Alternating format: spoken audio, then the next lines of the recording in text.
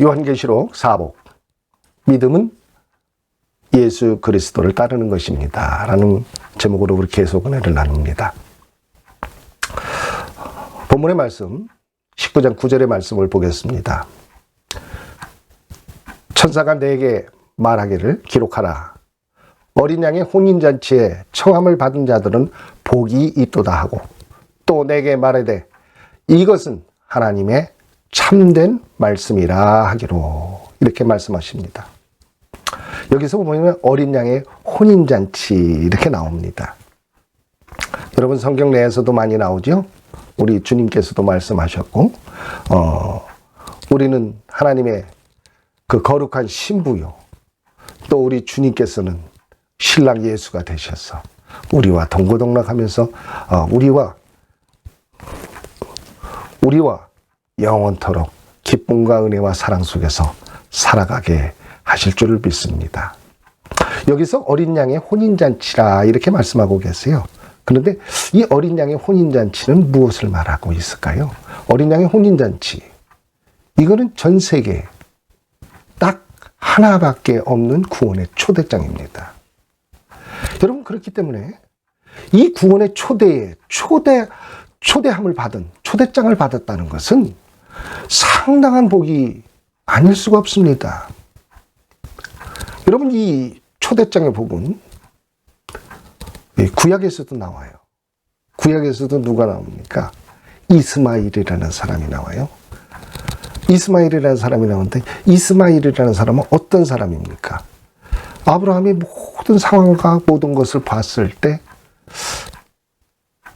자신들의 몸에서 자식을 낼 수 있다는 것은 한계가 있다는 것을 생각하게 됩니다. 그리고 그 약속도 지연되고 있었고요. 사실 그들이 생각한 건 무엇입니까? 선의의 선택.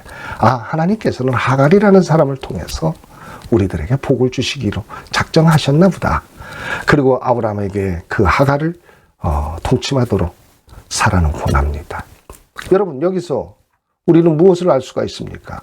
이스마엘이라는 자식은 인간의 선행적 의지에 의해서 태어난 자식이에요. 하나님의 약속의 자식은 아니라는 것입니다. 하나님의 약속을 그들은 하나님은 신실하심을 이루실 것을 믿지만 그래도 자기네들 모든 상황적으로 봤을 때는 그것은 아니었다는 것입니다. 여러분 여기에서 믿음이라는 것이 필요하죠. 믿을 수 없는 상황이었기 때문에 믿을 수 있는 것, 그것이 믿음이 되는 것입니다. 여러분 아브라함은 그래서 이스마엘을 가졌어요. 그런데 하나님께서 다시 한번 수정해 주시죠. 그래서 그 수정한 것이 뭡니까? 사라의 몸에서 나는 자식이래야 된다는 것입니다. 결국은 그 약속을 하나님께서 이루어 주십니다. 여러분 여기에서 이스마엘을 하나님께서는 불화가 생길 때 광야로 쫓겨났을 때 그들을 만나 주시고 엄청나게 큰 축복을 하십니다. 진짜 본 자손들과 같이 하나님의 약속의 자손들과 같이 조금도 부족함이 없도록 하나님께서는 12두령이나 되고 바다에 모른 모래와 같이 그렇게 막 번성케 해주겠다고 약속을 하십니다. 여러분 여기서 우리가 깊이 생각해야 될 것입니다. 하나님께서는 하나님의 구원의 계획을 모르셨을까요? 그래서 이스마엘을 그와 같이 축복했을까요? 이스마엘이 아무리 복된 축복을 받아도 구원의 반열에 속하지 못한다는 것은 여러분 누구도 다 아는 것입니다. 그런데 왜 하나님은 그와 같은 일을 하셨을까요? 여러분 우리는 굉장히 마음속 깊이 뼈저리게 이 말씀을 새기고 생각해 봐야 됩니다. 제가 여러분 앞에 말씀드렸듯이 이스마엘의 축복은 무려 33년, 우리 둘째 아이가 태어난 게 지금 만 33년입니다. 3일도 살 수 없다고 3일도 보장이 안 됐던 아이인데 33년을 지금 살아가고 있습니다. 저는 아주 쉬워요. 광야교회가 생긴 거 언제입니까? 5년 전이죠. 왜냐? 우리 집 손자가 5살이거든요. 우리 집 손자는 몰몬교 집안에서 태어난 딸과 저희 아들이 만나서 만들어낸 작품이에요. 그래서 제가 기도 안 할 수가 없었죠. 여러분 그때 하나님께서 나타내시고 이 모든 33년 동안 기도하고 하나님 앞에 간구했던 이스마엘의 축복과 또 하나님 죄는 어디서 왔습니까? 하나님은 선하시고 완전히 선하시고 흠이 하나도 없는데 어디서 그 죄라는 것은 들어오게 됐나요? 그러고서 그 질문을 갖고 참 신학 교수한테도 물어보고 많이 노력했습니다만 대답 주는 사람이 없었고, 제가 설교를 하면서도 혹시라도 사람들 시험 들까봐 그 이야기를 쑥 빼고 했습니다. 그런데 이 광야교회, 5년 전에 세워진 이 광야교회를 그 하나님께서 이름까지 주시고 성경 말씀 주시고, 그래서 그 요한계시록의 칠복 그 말씀 은혜를 다 베풀어 주시고, 여러분, 그래서 제가 오늘날 이런 방송을 할 수 있는 거지 제가 무슨 능력이 있어서 그렇게 하겠습니까? 목사들 중에서는 가장 연약하고 부족하고 못난 목사입니다. 그럼에도 하나님께서는 제가 믿는 33년 내내 하나님이 붙잡고 계셨고, 또 제가 목회를 중간에 안 했던 기간에 사실 목회를 했을 때보다도 더 많은 은혜를 주시고 모든 것을 이해할 수 있도록 해주셨습니다. 더욱이 교회 바깥에서 교회를 쳐다보는 저의 시선을 통해서 하나님은 많은 것을 나타내시고 일깨워 주셨습니다.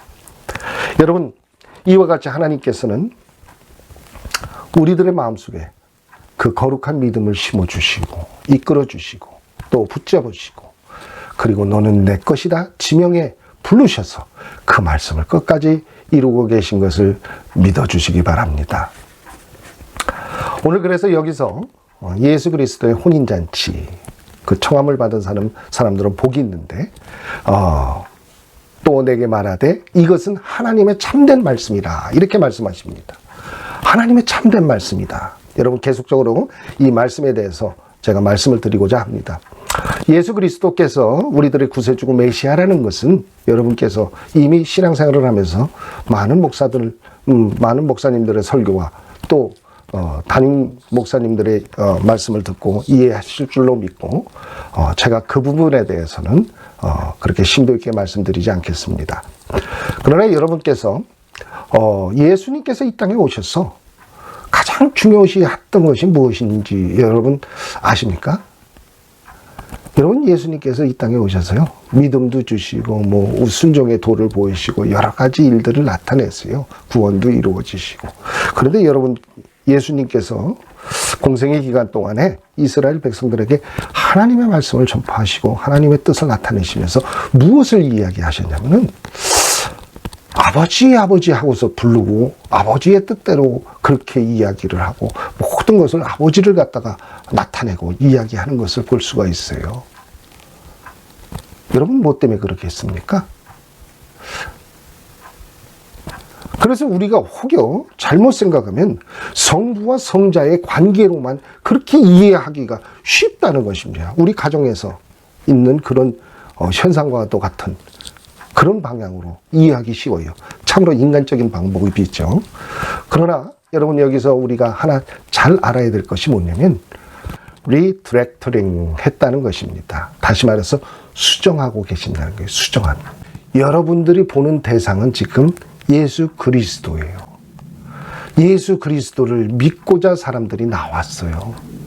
예수 그리스도의 그 말씀을 듣고자 왔어요. 그래서 예수 그리스도 앞에 허다한 무리가 모였어요. 그런데 예수님께서는 꼭 잊지 않고 아버지를 말씀하십니다. 다시 말씀드려서 리디렉터링 한다는 것입니다. 다시 말해서 수정하고 있다는 거예요. 보는 관점을 예수 그리스도를 통해서 보고 있지만 그 예수님을 통해서 하나님을 볼 수 있게 하나님으로 포인트를 올려주고 계신 것입니다. 여러분, 제가 진작에도 말씀드렸죠. 히브리서 기자가 히브리서 11장이 믿음의 장이라고 얘기합니다. 그런데 히브리서 11장에서 말하는 구약의 믿음에 관한 이야기들은 전체 다 성경을 봐도 나오지 않고 있다는 것을 제가 말씀드렸어요. 왜 그랬을까요? 신약 성경의 히브리서의 말씀을 통해서 다시 하나님에 대한 그 본질적인 의의를 생각할 수 있도록 하나님으로 다시 구약으로 우리를 리디렉팅 했다는 것입니다. 여러분, 계속적으로 이어서 보신 분들은 아실 것입니다. 이와 같이 여러분, 왜 이와 같은 일들을 예수님께서는 계속적으로 반복적으로 하셨을까요? 굉장히 중요합니다. 삼위일체를 이해하는데 여러분 너무너무 중요한 것입니다. 그렇기 때문에 제가 삼위일체에 대해서도 말씀드리겠지만은 저 사실 무지합니다. 못났습니다. 그러나 저보다도 더 못난 사람들도 있더라고요. 보니까 세상에 하나님 삼위일체를 쉽게 설명하겠다고 하시는 분들은 저가 진짜 이해가 안 돼요. 여러분, 교만도 그런 교만은 없는 것입니다. 여러분, 왜냐하면 피조물이 창조주를 쉽게 설명할 수 있대요. 그러면 창조주가 아니죠. 결국 피조물의 생각에 쉽게 들어와서 그것을 쉽게 설명해 줄 수 있는 그런 정도의 하나님이면요, 여러분, 책방 가서 책을 골라오는 게 더 빠를 것입니다. 이런 잘못된 생각은 예수 그리스도 안에서 교정되고 바뀌어지고 생각이 새롭게 거듭나고 그렇게 돼야 된다는 것입니다. 예수 그리스도께서 오늘날 그와 같이 계속적으로 말씀하신 가장 중요한 포인트는 하나님의 뜻을 올바로 이해할 수 있도록 우리를 하나님께 예수 그리스도를 통해서 성부 하나님을 이해할 수 있고 볼 수 있게끔 우리들로 하여금 인도하고 계신다는 것도 여러분 잊어서는 안 되는 줄로 믿습니다. 에베소서 1장 10절에 이와 같이 말씀하십니다. 하늘에 있는 것이나 땅에 있는 것이 다 그리스도 안에서 통일되게 하려 하심이라. 아멘. 예수 그리스도 안에서 그 모든 것을 하나님께서는 완전하게 이루시고 나타내시고 보이십니다. 그래서 요한계시록에 이 요한계시록 10장의 말씀은 요한계시록 전체를 통해서 저는 어떻게 표현하냐, 꽃이라고 얘기합니다. 많은 사람들이 삽입설도 얘기합니다. 예, 맞습니다. 그런데 왜 삽입합니까? 저도 이 설교 중에 삽입하는 내용들이 있어요. 왜 합니까? 진짜 중요한 내용인데 빠지면 안 됩니다. 어쩌다 보니까 빠졌어요. 설교하다 보면 또 그런 일이 종종 생겨요. 설교하는 내용에 또 빠져서 얘기하다 보면 진짜 중요한 본론에서 살짝 벗어날 때가 있어요. 그럴 때는 다시 리디렉팅 해가지고 수정해서 옳은 길로 가야 되는 것입니다. 여러분, 굉장히 중요한 거예요. 그래서 저는 요한계시록이 꽃이라 여러분에게 그와 같이 설명을 했던 것입니다. 오직 예수, 길이요 진리요 생명이신 예수 그리스도께서 요한복음에 보면 말씀이 육신이 돼서 이 땅에 오셨다 이렇게 말씀하십니다. 그렇기 때문에 예수 그리스도를 통해서 우리 하나님의 그 의로우심과 삼위일체에 대한 생각을 새롭게 다시 할 수 있는 그런 은혜의 길도 아울러서 열렸는 줄로 믿습니다. 여러분, 제가 말씀드리고자 했던 이 삼위일체, 이제 맨 마지막에 제가 하게 될 것인데 세상 어디에서도 들어보지 못한 말씀 여러분에게 전해드릴 것입니다. 여러분 기대하셔도 좋습니다. 여러분, 예수 그리스도의 오신 가장 궁극적인 모습일 수도 있어요. 어찌 보면 물론 인류의 대원, 인류를 위한 대속의 삶, 그거 굉장히 중요하죠. 그런데 그 못지않게 중요한 것입니다. 하나님을 이해할 수 있도록 예수 그리스도를 바라보는 그들의 시선을 통해서 그 성부 하나님의 뜻을 이해할 수 있도록 가르치는 그 예수 그리스도의 그 놀라우신 은혜의 말씀들은 여러분 가슴속에 정말로 큰 것을 느끼게 하기에 충분하다고 저는 그렇게 말씀드리고 싶습니다. 그래서 베드로서 3장 15절에 뭐라고 말씀하십니까? 너희 믿음에 그리스도를 주로 삼아 거룩하게 하고 너희 속에 있는 소망에 관한 이유를 묻는 자에게는 대답할 것을 항상 준비하되 온유와 두려움으로 하고 그랬어요. 온유, 누구한테 쓰였습니까? 모세한테 썼던 단어죠. 겸손하고 온. 여러분, 이 온유라는 거 잘 길들여진 겁니다.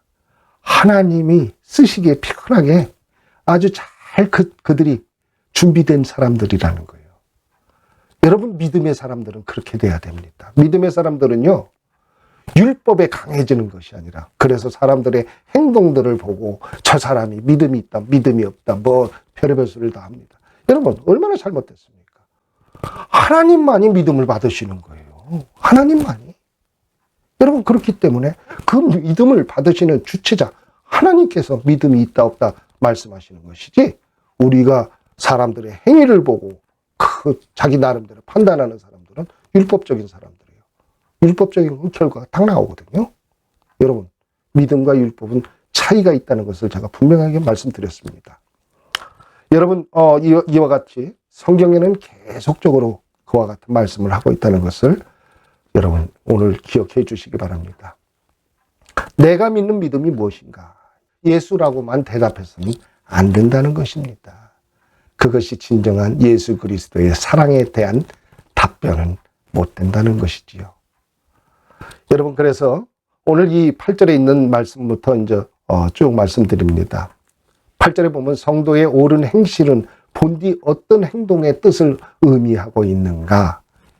이것을 갖다 여러분 오늘 생각해 봐야 됩니다. 이 거룩한 성도의 세마포라고도 우리가 설명하고 있고, 그죠?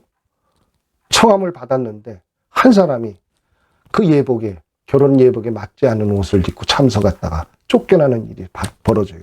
여러분, 이 말씀은 또 무엇을 얘기합니까? 청함받은 사람이 예복을 제대로 갖추지 못했어요. 그래서 그 사람이 쫓겨나게 됩니다. 우리는 예수 그리스도 안에서 믿음을 갖고 살아가고 믿음을 이루는데, 그 믿음을 이루는 과정들이 모두가 여러분 우리가 하나님이 주신 의의 세마포로 갈아입는 것입니다. 그 의의 세마포를 가지고 여러분 우리 주 예수 그리스도 앞에 나가는 것입니다.